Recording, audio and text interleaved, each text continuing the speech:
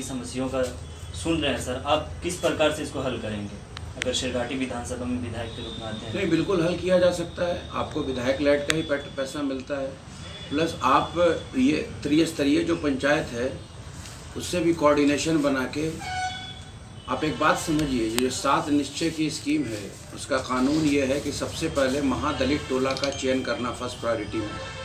मगर विडम्बना है शेरघाटी विधानसभा की कि अभी तक हमने 70-80 महादलित की बस्तियों में गए हैं। 90% बस्तियों में न सड़क है, न नाली है, न पीने का पानी है। पता नहीं यहाँ के विधायक ने क्या किया है सर। मुझे लगता है कि ग्रास रूट से, टॉप से लेकर बॉटम तक सिर्फ करप्शन है, कोई काम धरती पे नहीं हुआ है। और बिल्कुल कर सकते हैं सर, आपकी इच्छा शक्ति होना चाहिए। आपको विधायक लैट का पैसा मिलता है सर, आपको क्या लगता है जनता आपके साथ खड़ी है?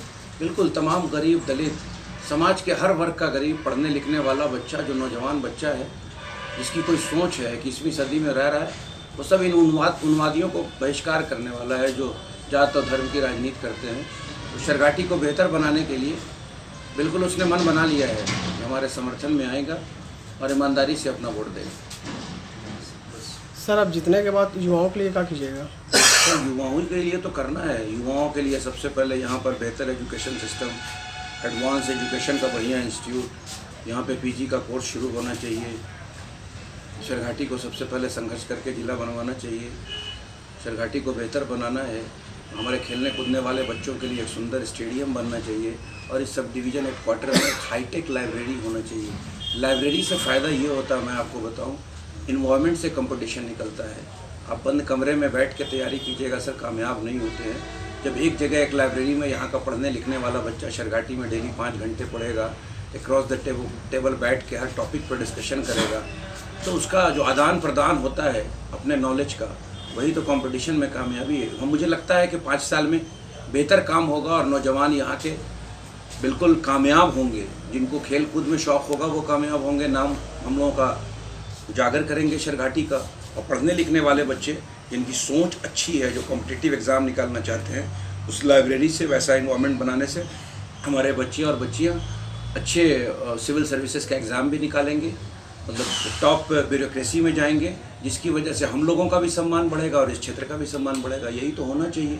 और प्लस है कि नौजवानों का रोज़गार। मैं लास्ट में एक बात कहता हूँ सर, पॉलिसी तो ये बनना चाहिए, आप भी तो वही कर रहे हो जो मोदी जी कर रहे हैं सर। अगर आप PMGSY का ही रोड है या मुख्यमंत्री ग्रामीण सड़क योजना का रोड है, तो आप एक लिमिट तो कर दो ना। एक ही ठेकेदार को 100 करोड़ का काम क्यों दे रहे हो भाई?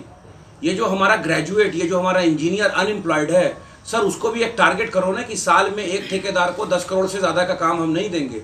एक जो अनएम्प्लॉयड लड़का है, अगर उसको कॉन्ट्रैक्ट मिलेगा तो उसके ऊपर, वो अलग कंपनी होगी ना, उसके ऊपर कम से कम 50 लोगों का रोज़गार चलेगा। रोज़गार तो जनरेट कर ही सकते हैं आप। आपका विजन होना चाहिए। एक आदमी को धनी मनी बना रहे हैं, जैसे अंबानी और अडानी को धनी मनी मोदी जी बना रहे हैं, वैसे आप देखिए 1000 करोड़ का एक ठेकेदार काम कर रहा है। क्यों कर रहा है भाई? मंत्री से उसकी साठगांठ है, लोकल विधायक से साठगांठ है। तभी तो आपको अगर ओवरऑल समाज का डेवलपमेंट करना है तो इन सारे इश्यूज़ को हिट करना पड़ेगा और बेहतर कर सकते हैं सर। आपका विजन होना चाहिए, आपकी सोच अच्छी होना चाहिए। आप समाज के हर वर्ग को साथ लेके चलने की कोशिश कीजिए। और ख़ासकर जो समाज में अंतिम पैठान पे लोग बैठे हैं, वो जो महादलित परिवार, जिनको हमेशा ठगा जाता है, ये जो अल्पसंख्यक, इन गरीबों की बस्ती में कुछ नहीं है सर, कुछ नहीं, कोई विकास नहीं। सिर्फ इनको दिग्भ्रमित करके वोट की राजनीति की गई। नेताओं ने सिर्फ अपनी पॉकेट को भरी और गरीब जनता के लिए कुछ नहीं किया। मैं ईमानदारी से कहता हूँ, शेरघाटी की जनता ने अगर मुझे चुना तो 5 साल तक मैं ईमानदारी से उनका सच्चा सेवक बन के रहूँगा, अपने नौजवानों का सच्चा भाई बन के रहूँगा। ना कोई अहंकार है, ना कोई घमंड है, और सिर्फ एक ही मुद्दा है, शेरघाटी का डेवलपमेंट। सर, चुनाव जीतने के बाद आप किसानों के लिए क्या कीजिएगा? किसानों के लिए तो बहुत बड़ा इशू है। अब आप मुझे बताइए, ये जो लोक लुभावन है कि हम साल में 3000 रुपये दे रहे हैं, उससे किसान को क्या होता है? सर, आपने अभी ये जो एक कानून बनाया है सरकार ने कि वो मतलब उसको ओपन कर दिया है कि ये जो उनके उद्योगपति हैं वो किसान के खेत से, उनको तो फाइनेंशियल क्राइसिस होती है, वहीं पर जाके क्रॉप्स खरीद लें औने पौने रेट में और फिर उसकी होर्डिंग करके वो मार्केट में बेचें। सर, ये पॉसिबल है? MSP तो होना चाहिए ना।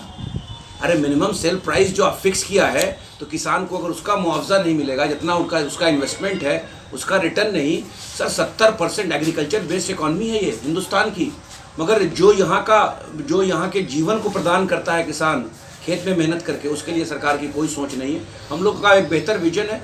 आप मेरा प्रतिज्ञा पत्र पढ़ लीजिएगा, जो हमारी पार्टी ने कोर्ट में एफिडेविट करके पहली मर्तबा दुनिया के इतिहास में किसी नेता ने कोर्ट में एफिडेविट करके अपना प्रतिज्ञा पत्र दिया है कि मुझे 3 साल के अंदर बिहार के लिए ये करना, अगर मैं नहीं कर पाऊंगा तो मैं एफिडेविट देता हूं कोर्ट में कि मैं राजनीति से संन्यास ले लूंगा। सर और क्या चाहिए? सारी चीज़ को लिखा हुआ है हम लोगों ने, स्टूडेंट्स के लिए, फार्मर्स के लिए, रोजगार के लिए, लॉ एंड ऑर्डर के लिए, माँ बहन की सुरक्षा के लिए, इंफ्रास्ट्रक्चर के लिए, सब चीज़ का विजन है। सर आपको चुनाव जीतने के बाद सरघाटी कितना सालों में जिला बन जाएगा? सर एक बात मैं बताऊं, देखिए ये लोकतंत्र है।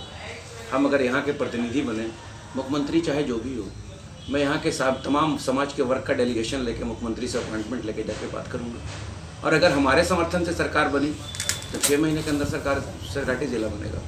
अगर हमारी पार्टी के समर्थन से किसी की सरकार बनी तो मैं आपको कमिट करता हूँ कि 6 महीने के अंदर सरघाटी को जिला बनवाएंगे। और अगर किसी दूसरे की भी सरकार बनी और मैं यहाँ का जनप्रतिनिधि, तो यहाँ के समाज के हर वर्ग के लोगों का एक डेलीगेशन ले जाके मुख्यमंत्री से अपना प्रपोजल रखेंगे। और अगर नहीं करेंगे तो समाज के तमाम लोगों के साथ बैठ के मुख्यमंत्री के आवास पर धरना देंगे। लोकतंत्र है, हमारा मौलिक अधिकार है, और सरघाटी को जिला बुला के ही दम लेंगे। Thank you.